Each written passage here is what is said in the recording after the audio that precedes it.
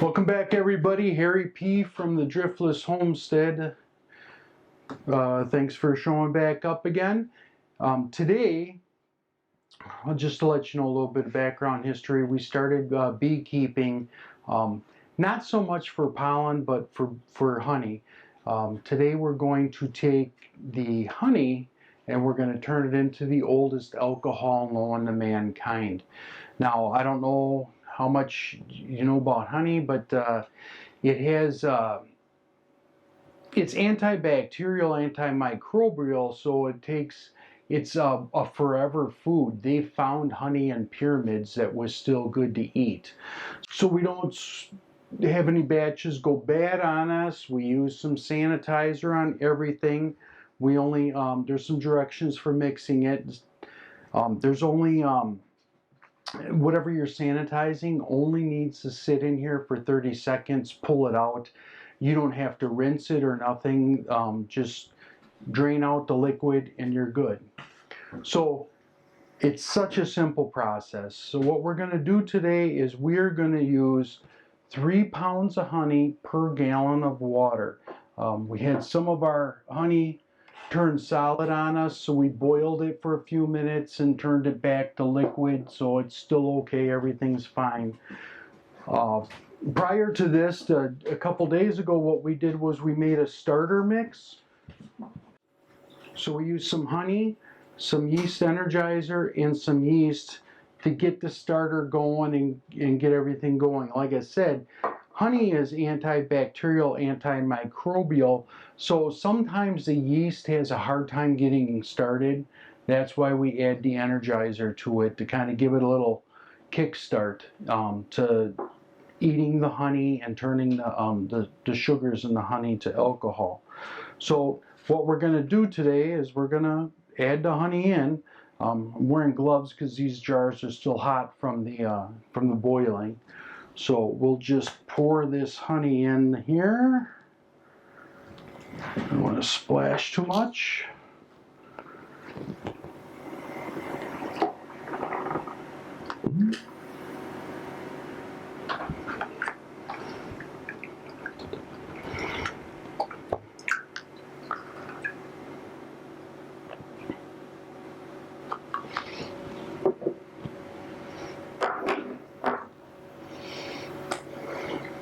So after we ferment this, we'll probably rack it. The process of racking is we'll pull off the liquid on the top and leave the sediment at the bottom.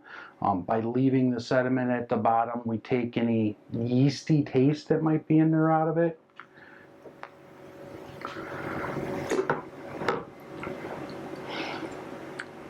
And they say to let the mead age for at least a year, so it's not like going down to the corner and picking up a 6-pack or a bottle of wine. You kind of got to think about it in advance, how much you drink in a year or whatever, if you're going to make it all in one shot. Friar Buck and I, we make it a couple times a year.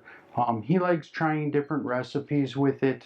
The last time he made one, it was kind of like a saison beer. I didn't care for that one, but he thought that one was just fine. Other times we had made it, we made it with you can make this either a sweet or very dry, and you do that by adding different types of yeast in it. So today, since I like dry wine, we're adding a champagne yeast to this. So what that'll do is it'll eat more of the sugar out, which will make it very dry. And then if we put it in bottles and cap it right away, I guess we can carbonate it. Yeah, different carbonating pellets that we can add to it to get it carbonated if we wanted it carbonated. But I think just basically what we're going to be shooting for is just plain dry, I guess kind of like a mead wine. I've had this before where it tasted like white Zinfandel. If you go to There's these things called rendezvous, which people dress up like they're from the 1860s, and mead is a very popular drink at those things as well as wine. And I've had it to where it tasted like white Zinfandel. It usually you can get this up to about, I guess, about 14% alcohol. So it can be pretty potent, and the fact that it's so smooth can be dangerous for some people, I guess.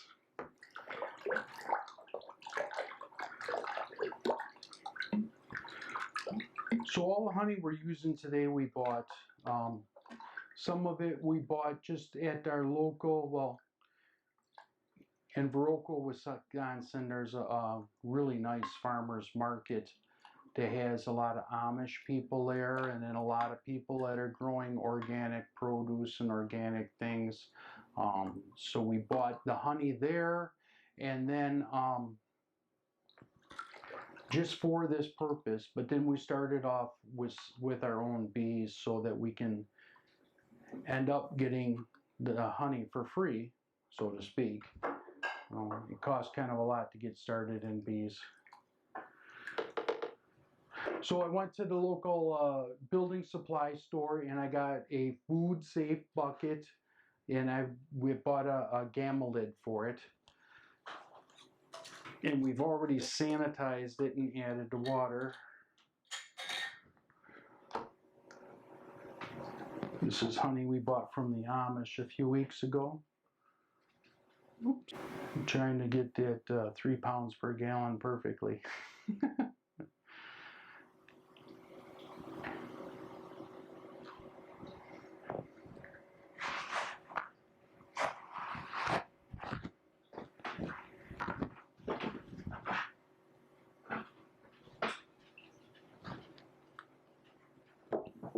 All right, next is we mix.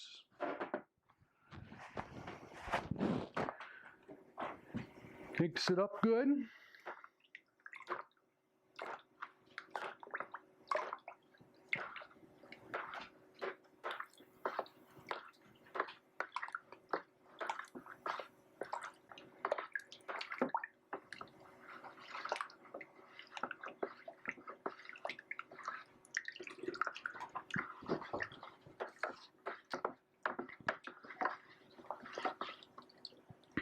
So near the end of the fermentation process, if you don't like it to be carbonated at all, let's say you rack it, then you actually shake it like you would up a soda to get the carbonation that's in here out, to get all of the gas out. Some people use sticks or whatever, but you could just shake it up. The first batch Buck and I put in here, we cut up a bunch of strawberries and put in here and tried to get the strawberry flavor into it, but the strawberries have such a subtle flavor it didn't take too well because the yeast ate that as well. Okay, here's a starter. This is the yeast.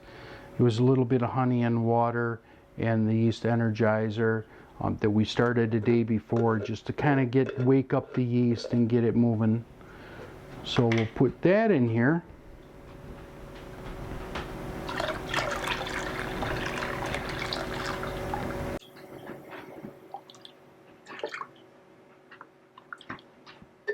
Reliquify it a little bit.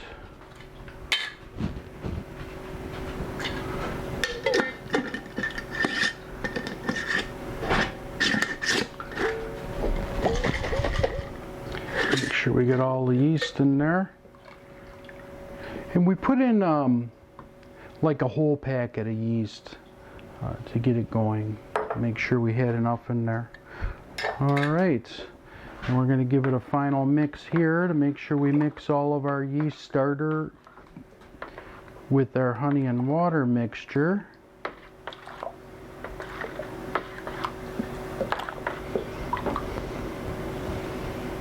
Here we go there. Now, with the game, and then at the homebrew store, we bought this thing here called an airlock.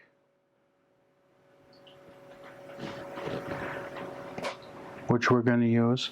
Here's the gamma lid that I bought from the hardware store. I drilled a hole in here already, and in that hole goes a grommet.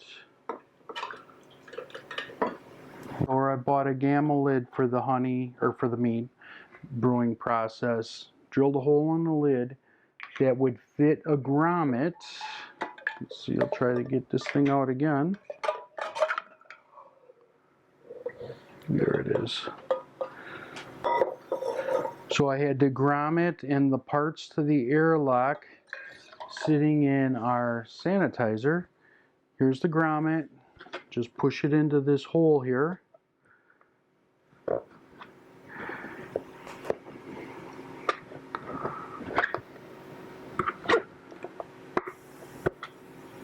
Okay, perfect. And then we just, this also has a rubber seal on the edge here, the gamma lid. I don't know if you've got those, but you can store long-term food and other things in there. So now we'll seal it up. And then we're going to take our airlock and we are going to put it back together. We took it apart so that we could sanitize it, and we're going to take some sanitizer.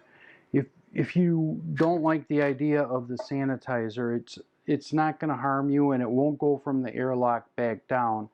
But if you don't like using the sanitizer for this portion of it, you could use vodka, because that'll kill any germs coming back in if you were to happen to have this run dry. So this is going to sit for 3 weeks and letting the yeast bubble. And actually, you know, you'll watch the airlock, and once the airlock stops bubbling, you'll know that the yeast is done doing its job. So you put this on so no bugs or anything get in there. It's got little holes in there, lets the air out. And then just push it into the grommet to make a nice tight seal. And then once we're done, and we're going to go through the racking process where we take the good meat off the bottom, off the top, and we're going to leave the sediment layer on the bottom to clear up the liquid so it looks appealing or appetizing as well. And then we'll probably do that twice to get it as clear as possible. That's the way I like it. And then we'll probably add some type of botanical into it just before we bottle it, so that we have different flavors of. So we're gonna let this ferment.